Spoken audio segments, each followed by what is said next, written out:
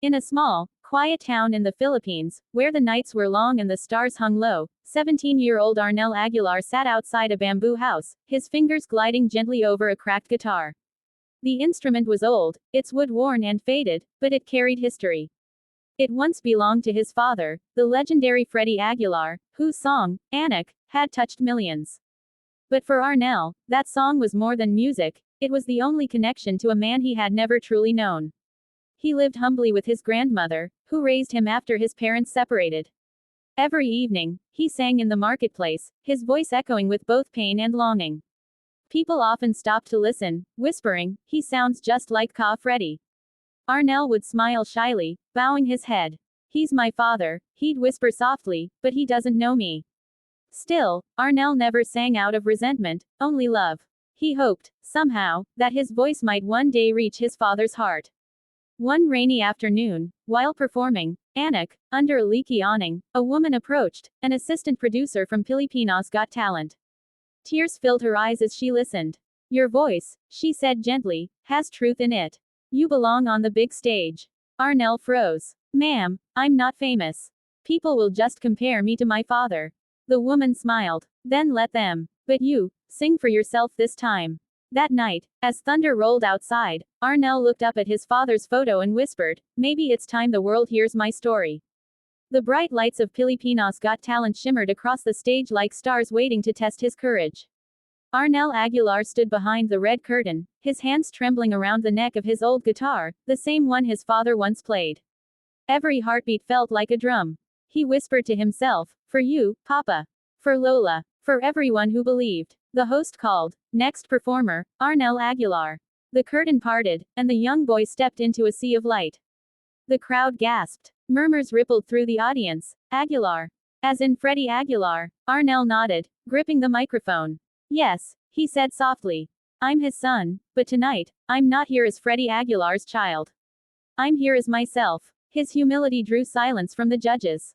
The guitar's first note echoed through the hall. Anak, a song known by every Filipino heart. But this time, it sounded different, gentler, sadder, more personal. Arnel's voice carried not fame, but longing, not pride, but forgiveness. Each lyric unfolded like a story he had been too scared to tell. The audience felt every word, his loneliness, his hope, his quiet courage. Even Simon Cowell, watching as a guest judge, leaned forward, captivated. By the final line, Arnel's voice cracked, and a tear rolled down his cheek.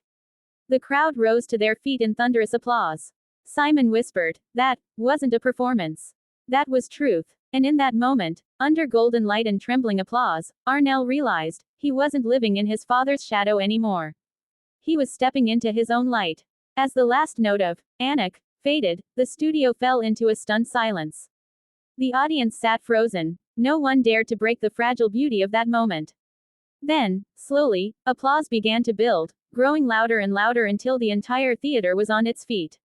Arnel stood motionless, clutching his guitar, tears glistening on his cheeks. Simon Cowell, watching from the judges' panel as a special guest, leaned forward with his hands clasped. His usual sharp, analytical expression had softened into something almost childlike, pure awe. After a long pause, he finally spoke.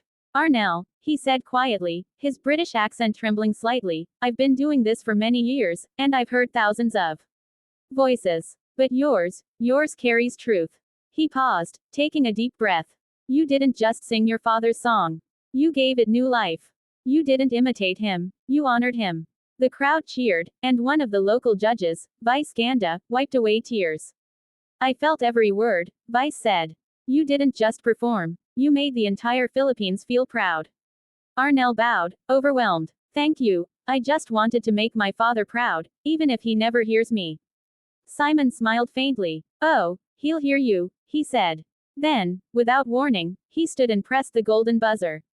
Gold confetti exploded into the air as Arnel fell to his knees, crying uncontrollably. Simon walked onto the stage, bent down, and whispered, "Music like that doesn't just move hearts, it heals them." And at that moment, under golden rain, the STUNS song finally found its way to the world, and to his father. Backstage after the golden buzzer, Arnel sat on a small wooden bench, clutching his guitar as tears rolled freely down his cheeks. Crew members congratulated him, some hugging him, others simply standing nearby in quiet awe. His hands were shaking, not from fear this time, but disbelief. "I can't believe it," he whispered. "I never thought people would listen." One of the producers gently said, "They didn't just listen, Arnel, they felt you." Arnel smiled faintly, wiping his eyes. "I just wish my father could have seen it." Suddenly, a familiar voice came from behind. "I did." Arnel froze. Slowly, he turned, and there, standing in the doorway, was Freddie Aguilar himself. The legendary singer's eyes were red, glistening with tears. The crew gasped. Freddie walked closer, his voice trembling. "You sang our song, but I heard your heart." Arnel's guitar slipped from his hands as he ran toward his father. They embraced tightly, years of silence and longing collapsing into that single moment.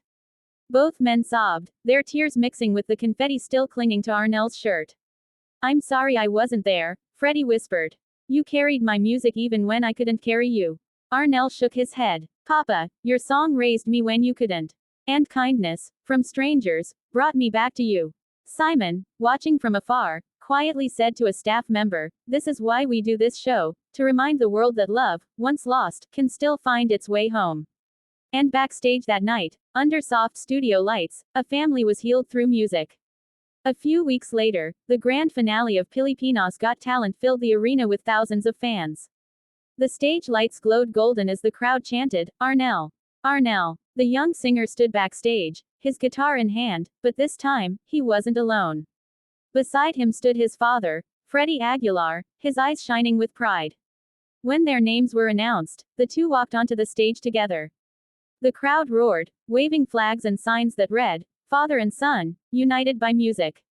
Arnel glanced at Freddie, his voice trembling. "Pa, ready ka na?" Freddie smiled softly. "I've been ready for this moment my whole life."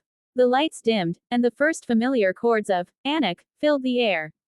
The audience fell silent. Freddie's deep, seasoned voice began the first verse, and then Arnel joined him, his tone younger, gentler, echoing love and forgiveness. Their harmonies wove together like two souls long separated, finally finding peace. By the final line, both were in tears, their hands clasped over their hearts as the audience stood, cheering and crying. Even Simon Cowell, seated among the crowd, wiped his eyes. "That," he whispered, "wasn't a performance. That was a miracle." When the song ended, Freddie pulled Arnel close and said into the microphone, "He is not my shadow, he is my light." The arena erupted. Gold. Confetti fell again, but this time, it wasn't just a celebration of victory, it was the sound of healing, of love reborn.